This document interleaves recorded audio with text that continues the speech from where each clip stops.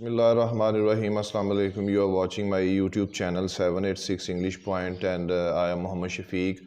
आज की video start करने से पहले हम बात करेंगे सर्वाइवल ऑफ द फिटेस्ट कि ये क्या चीज़ है। ये एक नज़रिया है survival of the fittest. Survival का मतलब होता है बचना, महफूज करना, अपने आप को ज़िंदा रख लेना मुश्किल हालात में। और फिटर और फिटेस्ट ये तीसरी डिग्री लगी हुई है। अब सर्वाइवल ऑफ द फिटेस्ट का मतलब ये हुआ कि आप किसी शोबे में, आप किसी महकमे में, आप किसी भी जगह पे अगर काम कर रहे हैं या मौजूद हैं तो वहाँ आप सर्वाइवल बच सकते हैं, महफूज रह सकते हैं, अपनी ज़िंदगी को बचा सकते हैं। अगर आप फ़िट हैं तो नहीं, अगर आप फ़िटर हैं तो भी नहीं, अगर आप फिटेस्ट हैं यानी माहिर हैं, एक्सपर्ट हैं, तो आप अपनी ज़िंदगी की बका और उसको आगे लेके चल सकते हैं। ये दुनिया आज इसी चीज़ पे चल रही है। अच्छा, इसी चीज़ के तनाजुर में हम आज एमए इंग्लिश पार्ट 1 की और पार्ट 2 की जो वीडियो जिसमें हम पेपर पैटर्न डिस्कस करेंगे क्या है, उसमें सबसे पहले आपको बताया देता हूँ कि आपके पास इसमें 5 पेपर्स होते हैं और जिसमें सबसे पहले क्लासिकल पोइट्री का पेपर है, फिर क्लासिकल ड्रामा है, फिर क्लासिकल नावल है और नंबर 4 पे आपका प्रोज़ और नंबर 5 पे अमेरिकन लिटरेचर है। ये 5 पेपर हैं, हर पेपर 100 नंबर का है और इसमें टोटल आपके एमए इंग्लिश पार्ट 1 में 500 मार्क्स बनते हैं। इन 500 मार्क्स में से आपने हर पेपर में से आलमोस्ट जो है वो 40% मार्क्स लेने होते हैं और फिर आप पार्ट 2 के लिए क्वालिफाई करते हैं। मेरा ख्याल है यहाँ तक आपको बात समझ आ गई होगी। अब पेपर पैटर्न के अंदर चलते हैं। सबसे पहला जो क्लासिकल पोइट्री का पेपर आता है, चले मैं आपके लिए आसानी कर देता हूँ कि इस वीडियो में मैं 3 नुक्तों पे बात करूँगा। एक तो जो मार्क्स हैं पेपर पैटर्न के अंदर, उस पर बात करूँगा। दूसरा मैं इस पर बात करूँगा इसमें टाइम मैनेजमेंट पेपर पैटर्न में कैसे करते हैं। और नंबर 3 में आपसे बात करूँगा कि एक अच्छा पेपर हम कैसे अटैम्प्ट कर सकते हैं और लिख सकते हैं। और लास्ट पे जो चौथा पॉइंट होगा उसमें आम तौर पर फेल होने वाले बच्चों की भी थोड़ी सी तफसील से आगाह करूँगा। तो आए चलते हैं। सबसे पहले हम अपने पेपर जो हमारा पैटर्न है उसके ऊपर सबसे पहले जो हमारे पास पेपर आते हैं उसमें मार्क्स की क्या तफसील होती है। हमारे पास सबसे पहला पेपर क्लासिकल पोइट्री का होता है, उसके बाद ड्रामा का होता है, फिर नावल का होता है, फिर प्रोज़ का और फिर अमेरिकन लिटरेचर का। ये हमारे 5 पेपर्स की तरतीब होती है।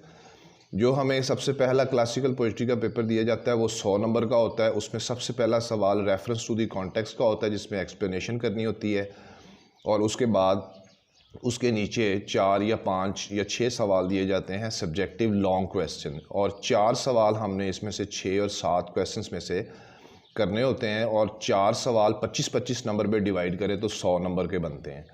अच्छा, अब इसमें एक बात काबिल गौर ये है कि रेफरेंस टू दी कॉन्टेक्स्ट 5 से 6 दिए जाते हैं जिसमें से बाज़-औक़ात कहा जाता है कि आप 3 अटैम्प्ट कर लें या कभी कहा जाता है आप 4 अटैम्प्ट कर लें और इसको आपने सॉल्व करना होता है। अच्छा, उसके बाद मार्क्स की तफसील को आगे लेके चलें तो एक पेपर जो है उसमें 100 नंबर हैं और उसमें 40% आपने नंबर लेने हैं तो फिर आपने क्वालिफाई करना है पार्ट 2 के लिए। अब हम जंप करते हैं मार्क्स की तफसील के साथ दूसरे पेपर के ऊपर क्लासिकल ड्रामा का। उसमें भी आपको रेफरेंस टू दी कॉन्टेक्स्ट का पहला सवाल दिया जाता है, 25 नंबर का होता है और उसके नीचे जो सवाल दिए जाते हैं वो लॉन्ग और सब्जेक्टिव होते हैं, वो भी 25-25 नंबर के होते हैं।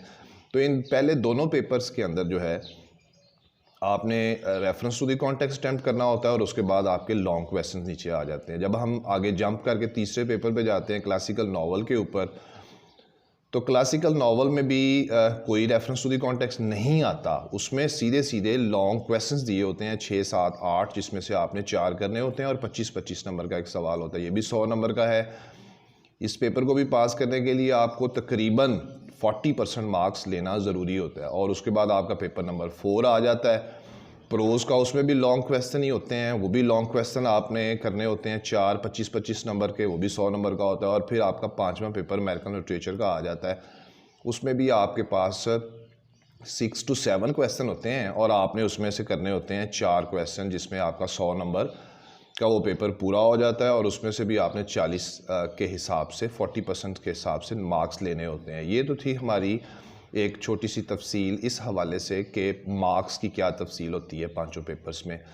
अच्छा, अब यहाँ पे अगर आपको थोड़ा सा मैं जंप करवा के सरगोदा की तरफ ले जाऊँ तो सरगोदा वालों का जो पहले दोनों पेपर्स हैं क्लासिकल पोइट्री और ड्रामा, उसमें रेफरेंस टू दी कॉन्टेक्स्ट वो नहीं देते, वो देते हैं शॉर्ट क्वेश्चंस। पहला सवाल उनका क्लासिकल पोइट्री और ड्रामा में और इवन जो उनका नावल है उसमें उनके लॉन्ग क्वेश्चंस ही होते हैं, लेकिन जो पहले दोनों पेपर्स हैं उसमें वो शॉर्ट क्वेश्चंस देते हैं। कभी कभी 5 पेपर्स में भी वो शॉर्ट क्वेश्चंस दे देते हैं, पहले सवाल को शॉर्ट क्वेश्चंस में दे देते हैं, बाकी उसके लॉन्ग क्वेश्चंस आ जाते हैं। अच्छा, अब फैसलाबाद यूनिवर्सिटी की तरफ चले जाएं अगर, तो वो शॉर्ट क्वेश्चंस भी देते हैं अपने पहले दोनों पेपर में, क्लासिकल पोइट्री और क्लासिकल ड्रामा में, और अपने जो बाकी पेपर्स हैं उनमें भी वो जो है वो शॉर्ट क्वेश्चंस देते हैं। तो फैसलाबाद यूनिवर्सिटी वाले पहले दोनों पेपर्स में जो है वो रेफरेंस टू दी कॉन्टेक्स्ट भी देते हैं, शॉर्ट क्वेश्चंस भी देते हैं, और फिर उसके बाद आपने लॉन्ग क्वेश्चंस भी देते हैं। ये उनका एक छोटा सा डिफरेंस था। ये तो थी मार्क्स की डिटेल। अब हम चलते हैं टाइम मैनेजमेंट के ऊपर। टाइम मैनेजमेंट में जब एक बच्चा पेपर देने जाता है तो वो ये समझता है कि वो 3 घंटे का पेपर देने जा रहा है।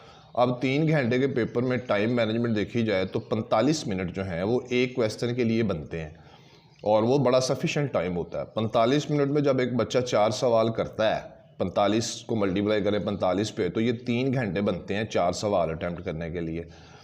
लेकिन अनफॉर्चुनेटली ऐसा होता नहीं है। जब हम पेपर में जाते हैं तो 10 से 15 मिनट्स जो होते हैं वो पेपर डिस्ट्रीब्यूशन पे, अटेंडेंस शीट आने पर, और रोल और जो आपकी जो क्वेश्चन पेपर डिस्ट्रीब्यूशन होती है उस पर लग जाते हैं। तो 20-25 मिनट अगर इस पे लगा लें और 5 मिनट तालिब इल्म अपने आप को एक्टिव करके दिमाग में बातें लेके आके उसको लिखना शुरू करता है, तो 25 मिनट इसमें ज़ाया हो जाते हैं। ये हमारे एग्जामिनेशन हॉल में या एग्जामिनेशन सिस्टम में एक प्रॉब्लम है, इस पे हम अभी बात नहीं करेंगे। तो होता क्या है कि अगर हमारे 20-25 मिनट इस तरह से 3 घंटों में वेस्ट हो जाते हैं, तो फिर हमारे पास बचा क्या, 2 घंटे और 35 मिनट।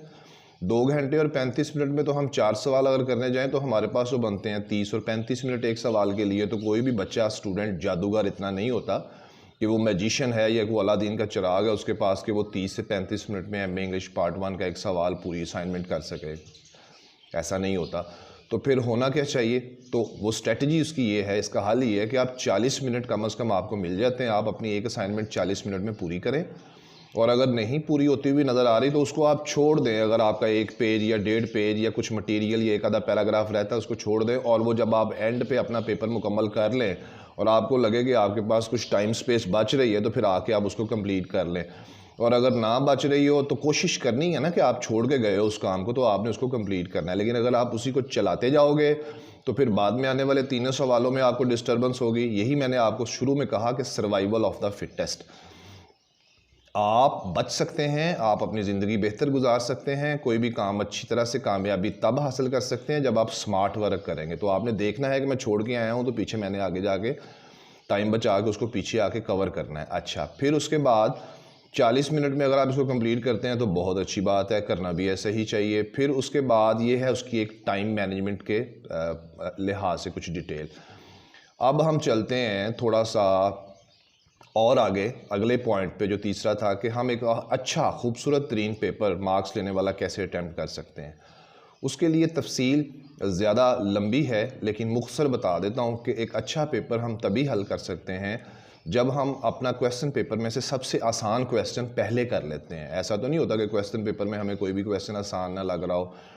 सबसे पहले अपना आसान तरीन क्वेश्चन करें, 4 करने होते हैं ना आपने, तो फिर दूसरा जो आसान है वो करें, फिर जो तीसरा आसान लगता है वो करें, और फिर जो चौथा आसान लगता है वो करें।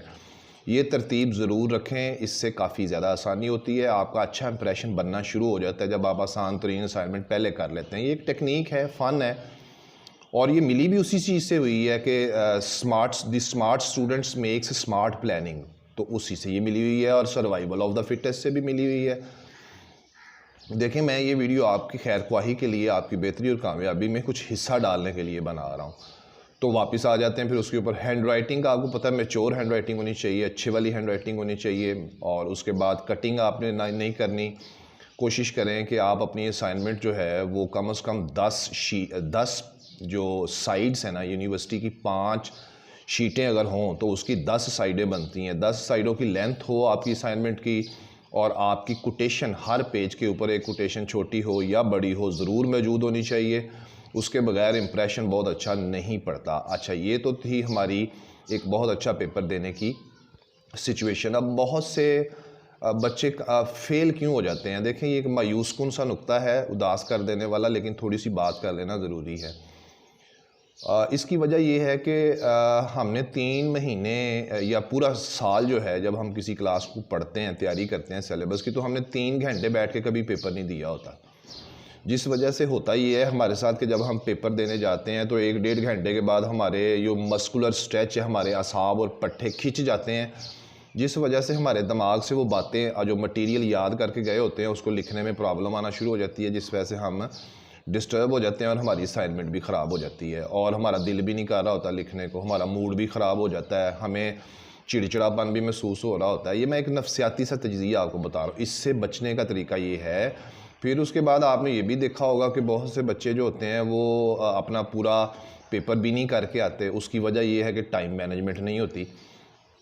तो ये जो मैंने आपको बात बताई है कि आपके असाब और पट्टे खिंच जाते हैं, इसका हल ये है कि जब आप एमए इंग्लिश के या किसी भी क्लास के पेपर देने के लिए जाते हो एग्जामिनेशन हॉल में, तो यू नीड टू प्रैक्टिस। आपको प्रैक्टिस की ज़रूरत है, जो आप अपनी कोचिंग क्लासेस में, यानी 1 माह पहले एमए इंग्लिश की तमाम अकेडमीज़ में या कोचिंग क्लासेस में टेस्ट शुरू हो जाते हैं, तो उसमें तालिब इल्म को चाहिए कि अपनी 3 घंटे की मशक कम से कम 10-15 टेस्ट दे के वो बना ले, ताकि उसके जिस्म की, उसकी बॉडी की जो उसके असाब हैं वो एक जगह पर एडजस्ट हो जाएं, ताकि पेपर में बैठे हुए उसको कोई परेशानी या पट्ठों का खिंचाव महसूस ना हो। कोचिंग क्लासेस में इसका बड़ा रोल होता है। कोचिंग क्लासेस में इन चीज़ों के बारे में बंदा अपने आप को ज़रा मजबूत करता है स्टूडेंट के मैंने आगे। तो देखें, ये सारी बातें सर्वाइवल ऑफ द फिटेस्ट में आ रही हैं। अगर एक तालिब इल्म फिट होके जाता है तो वो नहीं कामयाब हो पाता, अगर वो फिटर होके जाता है तो भी कामयाब नहीं हो पाता, अगर वो फिटेस्ट होके जाता है। तीसरी डिग्री लगी हुई है कि बहुत ज़्यादा आपने गैर मामूली अपने आप को बना के किसी भी फील्ड में या किसी भी शोबे में जाना है, तो फिर आपके लिए कामयाबी जो है वो मुमकिन होती है। ये वो सारी छोटी छोटी तफसील थी।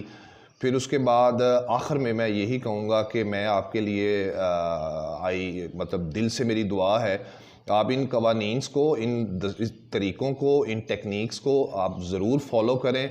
मैं बता रहा था कि फ़ेल होने वाले तुलबा में यही मेन वजह होती है कि वो मैनेज नहीं कर पाते चीज़ों को। हमारे यहाँ वैसे भी अगर सोशली देखा जाए तो चीज़ों को कहाँ हम वक़्त के मुताबिक मैनेज कर पाते हैं। तो अल्लाह किसी को भी नाकामी का चेहरा ना दिखाए, कामयाबी तालिब इल्म का मुकद्दर बने, यही मेरी दुआ है आपके लिए। मेरा ख़्याल है मेरी आज की इस वीडियो से काफ़ी चीज़ें आपको सीखने को मिली होंगी। टाइम मैनेजमेंट ज़रूर करें, टाइम मैनेजमेंट ज़रूर करें। अपनी एनुअल एग्ज़ामिनेशन से पहले अपनी कोचिंग क्लासेस में कुछ चंद पेपर ज़रूर ऐसे दें जिससे आपकी फ़िज़िकल कंडीशन बेहतर हो सके। Many prayers for you. MA English के पेपर्स भी अब आ रहे हैं तमाम एमएज़ के, तो ये वीडियो आपके लिए काफ़ी सपोर्टिंग होगी। इंशाल्लाह ताला अगली वीडियो में फिर आपसे मुलाकात होगी और अपने फ़ीडबैक मुझे ज़रूर दिया करें, ताकि मैं फिर आपको उस बारे में मज़ीद अपने 20-25 साल टीचिंग एक्सपीरियंस से जो चीज़ें मेरे अंदर पक रही होती हैं, मैं कोशिश करूँ कि वो मैं आप लोगों से शेयर करूँ। ठीक है जी। चैनल सब्सक्राइब हमेशा की तरह ज़रूर करें, अगर नए हैं वीडियो पे चैनल पे तो भी ज़रूर करें, और लाइक और शेयर भी ज़रूर करें। इंशाल्लाह सी यू नेक्स्ट टाइम।